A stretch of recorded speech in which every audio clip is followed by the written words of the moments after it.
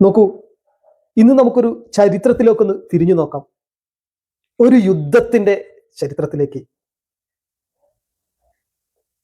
വീര ബലിദാനത്തിന്റെ ചരിത്രത്തിലേക്ക്, പോരാട്ട വിജയത്തിന്റെ ചരിത്രത്തിലേക്ക്. വലിയ വിജയം നേടിയതിനു ശേഷം ആ ധീര സൈനികരെ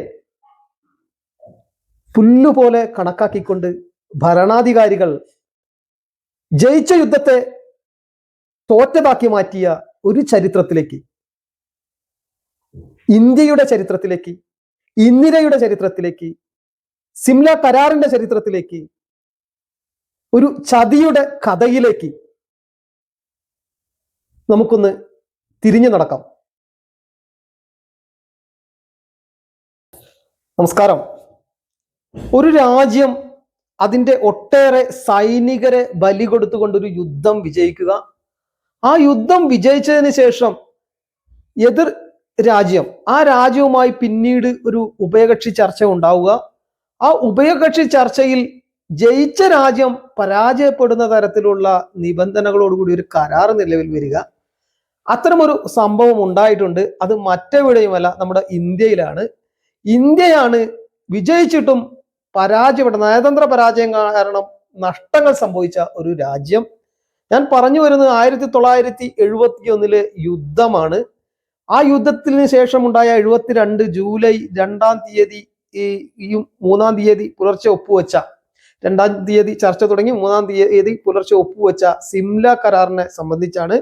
ഇന്ദിരാഗാന്ധിയും സുൽഫിക്കർ അലി ഭൂട്ടോയും തമ്മിലുണ്ടായ കരാർ ചർച്ച. അതിനുശേഷമുണ്ടായ സിംല കരാറിൽ ജയിച്ച ഇന്ത്യ തോറ്റു. എങ്ങനെയാണത് തോറ്റത്? നമ്മളത് പരിശോധിക്കേണ്ട വിഷയമാണ്. ഇന്ദിരാഗാന്ധി എന്ന ഭരണാധികാരിയെ കുറിച്ച് ഇന്ത്യയിൽ ഒരു ചൊല്ല് നിലവിലുണ്ടായിരുന്നു. ഇന്ദിരയുടെ ക്യാബിനറ്റിൽ ഒരേ ഒരു പുരുഷനെ ഉണ്ടായിരുന്നുള്ളൂ, ഒരൊറ്റ ആണേ ഉണ്ടായിരുന്നുള്ളൂ, അത് ഇന്ദിരാഗാന്ധിയാണെന്ന്. കരുത്തയായ ഒരു ഭരണാധികാരി, നിക്സന്റെ 7-ാം കപ്പൽപ്പട വന്നപ്പോൾ അങ്ങ് കടക്കുപുറത്ത് എന്ന് പറഞ്ഞു അട്ടി ഓടിച്ചു എന്നൊക്കെയുള്ള വലിയ വാദങ്ങൾ അവരുടെ അനുയായികൾ മുന്നോട്ട് വെക്കാറുണ്ട്. പക്ഷെ യാഥാർത്ഥ്യം എന്താണ്? ഒരു ശുദ്ധമായ മണ്ടത്തരം കാരണം ജയിച്ച ഒരു യുദ്ധം തോറ്റുപോവേണ്ടി വന്ന ഒരു നയതന്ത്ര ചർച്ച, ഇതാണ് ഇന്ദിരാഗാന്ധി അവശേഷിപ്പിക്കുന്നത്. അത് മാത്രമല്ല, നോക്കൂ, ഇന്ദിരാഗാന്ധി അടച്ചിട്ട മുറിയിൽ, ഇന്ദിരാഗാന്ധിയെ കുറിച്ച് അവരുടെ വിമർശകർ കുറച്ചൊക്കെ അശ്ലീലമായ ദ്വയാർത്ഥ പ്രയോഗം നടത്താറുണ്ട്. പാകിസ്ഥാൻ പ്രധാനമന്ത്രി സുൽഫിക്കർ അലി ഭൂട്ടോയും, പാകിസ്ഥാൻ പ്രസിഡന്റ് ആണോ പ്രധാനമന്ത്രിയാണോ എന്ന് അറിയില്ല, എനിക്ക് ചെറിയൊരു സംശയം. പാകിസ്ഥാൻ ഭരണാധികാരിയായിട്ടുള്ള സുൽഫിക്കർ അലി ഭൂട്ടോയുമായി ജൂലൈ 2 രാത്രി അടച്ചിട്ട മുറിയിൽ അരമണിക്കൂറോളം ഉദ്യോഗസ്ഥരെ മാറ്റി നിർത്തിക്കൊണ്ട് ചർച്ച നടത്തി. അതിനുശേഷം ഇന്ത്യക്ക് ദോഷകരമാകുന്ന ഒരു കരാറിൽ ഒപ്പിട്ടു എന്നാണ് അവരെ കുറിച്ചുള്ള പ്രധാന വിമർശനം. ആ വിമർശനത്തിൽ എത്രത്തോളം യാഥാർത്ഥ്യമുണ്ട് എന്ന് നമ്മളൊന്ന് പരിശോധിക്കാം. നോക്കൂ, 1971 യുദ്ധത്തിൽ ഇന്ത്യക്ക് നഷ്ടപ്പെട്ടത് 3843 പട്ടാളക്കാരെയാണ്. ഇന്ത്യൻ ധീരരായിട്ടുള്ള ഇന്ത്യൻ സൈന്യമാണ് അവർ വീര ബലിദാനികളായത്. ആ യുദ്ധത്തിൽ 9851 ആളുകൾക്ക് പരിക്കേറ്റു. അവരുടെ ജീവിതത്തിലേക്ക് സ്വാഭാവികമായ ജീവിതം അസാധ്യമാകുന്ന തരത്തിൽ മാരകമായി പരിക്കേറ്റു നമ്മുടെ പട്ടാളക്കാർ. ഈ മാതൃരാജ്യത്തിന് വേണ്ടിയുള്ള പോരാട്ടത്തിൽ 3841 പേർ വീര ചരമം പ്രാപിച്ചു. അവരുടെ രക്തത്തിന്, അവരുടെ വീര ബലിദാനത്തിന് എത്രത്തോളം വില കൽപ്പിച്ചു ഇന്ത്യൻ ഭരണകൂടം എന്നത് ഒരു തർക്ക വിഷയമാണ്. 9300 പാകിസ്ഥാൻ പട്ടാളക്കാരെ പ്രിസണേഴ്സ് ഓഫ് വാർ ആയി പിടിച്ചു, യുദ്ധ തടവുകാരായി പിടിച്ചു നമ്മൾ. അവർക്കെന്ത് സംഭവിച്ചു? നോക്കൂ, 5000 ചതുരശ്ര മൈൽ പ്രദേശം പാകിസ്ഥാന്റെ ഭൂമി നമ്മൾ പിടിച്ചെടുത്തു. 5000 ചതുരശ്ര മൈൽ പാകിസ്ഥാന്റെ ഭൂമി ഇന്ത്യൻ പട്ടാളം പിടിച്ചെടുത്തു. ഇന്ത്യൻ പതാക അവിടെ സ്ഥാപിച്ചു. അഭിമാനകരമായ നേട്ടമായിരുന്നു. അന്ന് ഇന്ത്യ ഭരിച്ചിരുന്നത് ഇന്ദിരാഗാന്ധിയായിരുന്നു. പാണന്മാർ ആവേശത്തോടെ പാടി നടക്കാറുണ്ട് ഇന്ദിരയുടെ വീര കഥകൾ, അവദാനങ്ങൾ. പക്ഷെ അതിൽ കാലത്തിന് മറക്കാൻ കഴിയാത്ത ഒരു കറ കൂടിയുണ്ട് എന്നുള്ളതാണ്. 1972 ജൂലൈ 2 സിംലയിൽ വെച്ച് പാകിസ്ഥാന്റെ ഭരണാധികാരിയായിട്ടുള്ള സുൽഫിക്കർ അലി ഭൂട്ടോയും ഇന്ത്യൻ പ്രധാനമന്ത്രി ഇന്ദിരാഗാന്ധിയും ചർച്ച നടത്തുന്നു. ഉദ്യോഗസ്ഥ തലത്തിൽ ചർച്ച നടക്കുന്നു. അതിനുശേഷം ഉദ്യോഗസ്ഥരെയും മറ്റ് സുരക്ഷാ ഭടന്മാരെയും എല്ലാം മാറ്റി നിർത്തിക്കൊണ്ട് അടച്ചിട്ട മുറിയിൽ അരമണിക്കൂർ സുൽഫിക്കർ അലി ഭൂട്ടോയും ഇന്ദിരാഗാന്ധിയും ചർച്ച നടത്തുന്നു. ശേഷം പുലർച്ചെ ഒരു കരാർ ഒപ്പുവെക്കുന്നു. ആ കരാർ ഒപ്പുവെച്ച കരാർ പ്രകാരം നോക്കൂ, സ്വാഭാവികമായിട്ടും ഇന്ത്യക്ക് ഗുണം നൽകുന്ന രീതിയിലാണ് ഉണ്ടാകേണ്ടത്. കാരണം യുദ്ധത്തിൽ വിജയിച്ച് ഇന്ത്യയാണ്. പക്ഷെ ഇവിടെ ഇന്ത്യക്ക് നഷ്ടങ്ങളായി ആണ് ഉണ്ടായത് എന്നുള്ളതാണ് സങ്കടകരമായിട്ടുള്ള ഒരു കാര്യം.